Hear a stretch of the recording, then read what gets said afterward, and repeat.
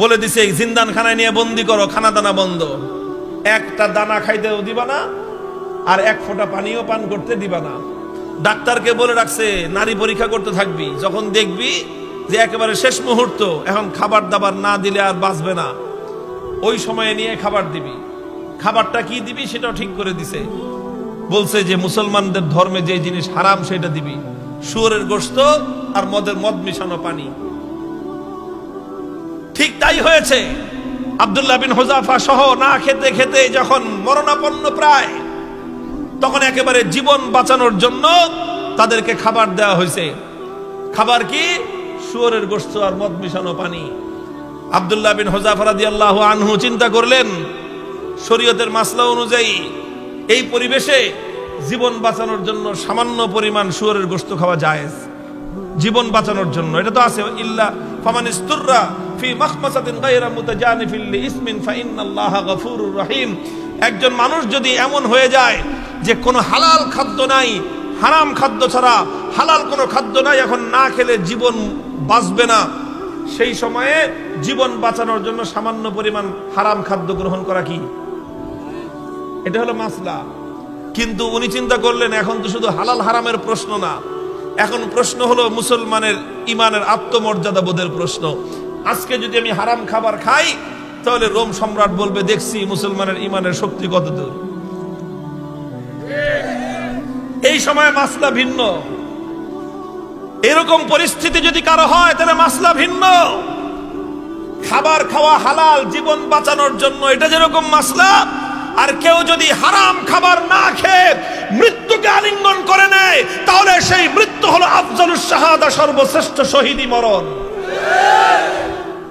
আব্দুল্লাহ বিন Hudhafa চিন্তা করলেন এখন মাসলা দুইটা আছে, একটা হলো ফাঁকফোকরের রাস্তা, আমি এখন হারাম খেয়ে জীবন বাঁচাতে পারি, আর একটা মাসলা কি, আমি যদি আমার জীবনকে উৎসর্গ করে দেই, আমার একজনের জীবন যাবে কিন্তু কিয়ামত পর্যন্তের জন্য রোম সম্রাটের দরবারে ইসলামের ঝান্ডা সমুন্নত হয়ে যাবে।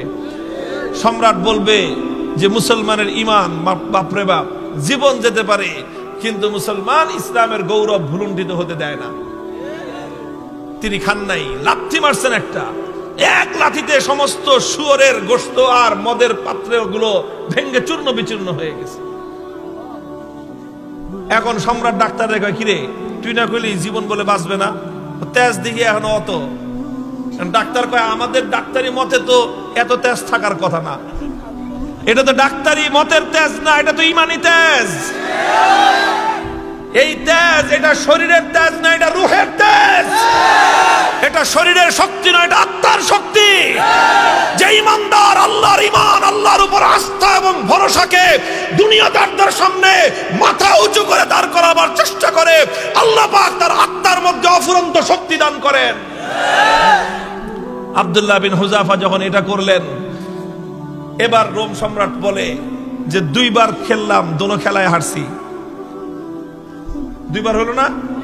প্রথমবার লোভ দিছে, জিতছে না হারছে? দ্বিতীয়বার খাওয়ান দাওয়ান বন্ধ করে টাইট দিছে, জিতছে না হারছে? এবার কয় ফাইনাল খেলা, খেলা হবে। কি খেলা?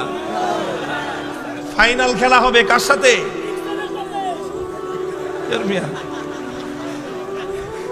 এদের সাথে তো খেলা শেষ করে দিয়ে আসছি তার এলাকায় গিয়ে।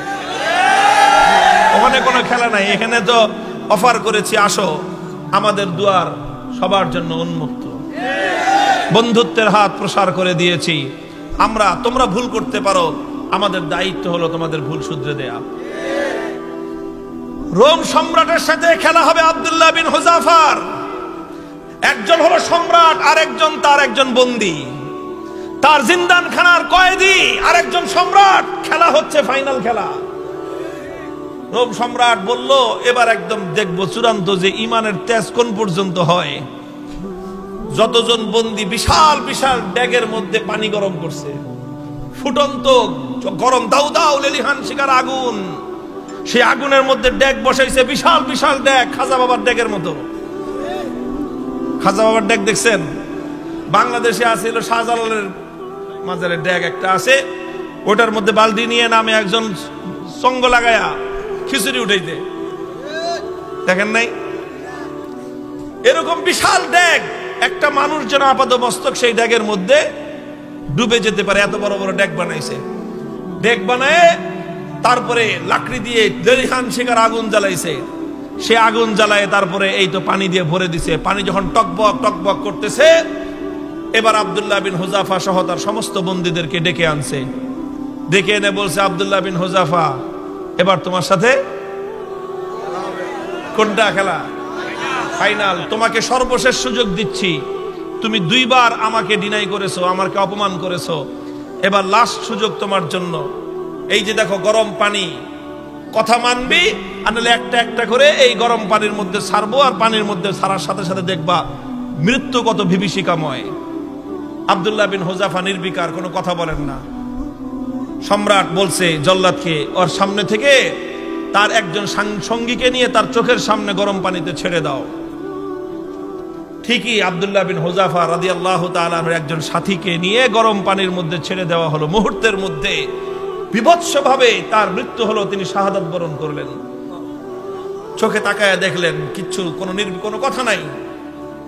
এবার বলল যে এবার ওরে ধরে নিয়ে যাও। আব্দুল্লাহ বিন হুযাফা রাদিয়াল্লাহু তাআলা আনহুকে এবার ধরে নিয়ে যাওয়া শুরু করলো। বাদশা খেয়াল করতেছে যে মনোভাবটা কি চেঞ্জ হয় কিনা, একটু অন্তত ভয় পায় কিনা। একটু ভয় পাইলেও মনে করবে যে যাক কোন রকম মর্যাদাটা রক্ষা পাইছে, ফাইনাল খেলা ড্র ঘোষণা করে দেওয়ার একটা ধান্দা খুঁজতেছে।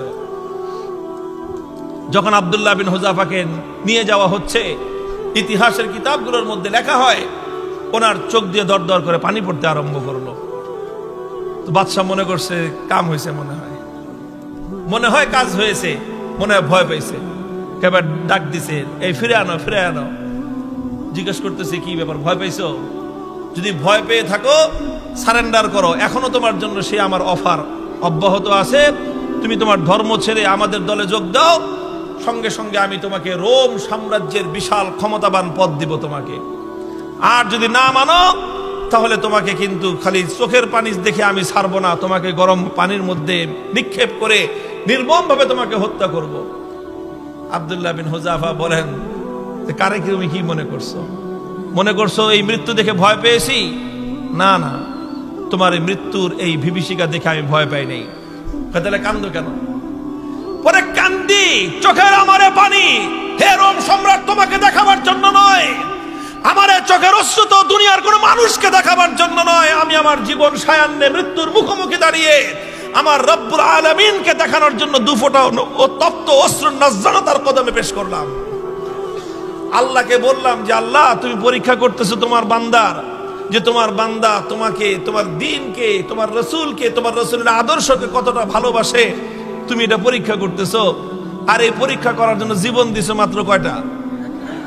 একটা মাত্র জীবন দিছো। আর ওই একটা জীবন দিয়ে আল্লাহ তোমাকে কিভাবে দেখাবো যে আমি তোমাকে আর তোমার দ্বীনকে কতটা ভালোবাসি? তুমি আমাকে 1000 জীবন দান করতা, একটা একটা করে জীবন তোমার জন্য উৎসর্গ করে তোমার বান্দা আব্দুল্লাহ বিন হুযাফা দুনিয়ার সামনে প্রমাণ করে দিত ঈমানদারের কাছে ঈমানের দাম কত বেশি। তো এই জন্য কান্দি বেটা, আহাম্মক জানি কথাকার।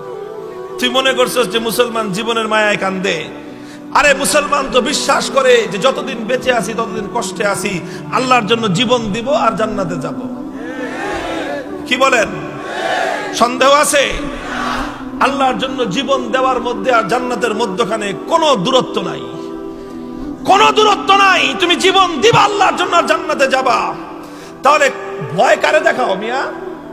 আমার কাছে একটা জিনিসে আমার বুঝে আসছে যে বেটা, তোমরা যদি বাতিলের উপর থেকে নমনীয় না হতে পারো, আমি হকের উপর থেকে নমনীয় কোন দুঃখে হব? হযরত ওমরের থিওরি ছিল যে আলাইসা কাতলাহুম ফিন্নার ওয়া কাতলানা ফিল জান্নাহ। হযরত ওমর রাগে ক্ষোভে হুজুর সাল্লাল্লাহু আলাইহি ওয়াসাল্লাম এসে বলতেছে যে হুজুর আচ্ছা কোন তো থিওরিটা এটা কিনা, যে বেঈমানরা মরলে জাহান্নামে যাবে, ঈমানদাররা মরলে জান্নাতে যাবে, কথা ঠিক আছে না হুজুর? হযরত ওমর যখন এই কথা কয়, হুজুর কয় তোমার কথাটা তো ঠিকই আছে, যে ওরা মরলে জাহান্নাম, আমরা মরলে জান্নাত। কয় হুজুর তাইলে আবার 3 নম্বর কথা কি? ফালামা নুতি হাযিহিদ দানিয়াতা ফি দীনিনা। বেঈমান যদি নমনীয় না হতে পারে, মরলে জাহান্নামে যাবে, তাহলে আমি মরলে জান্নাতে যাব, আমি নমনীয় হব কেন? তাকবীর, আল্লাহু আকবার, আল্লাহু আকবার। সাবধান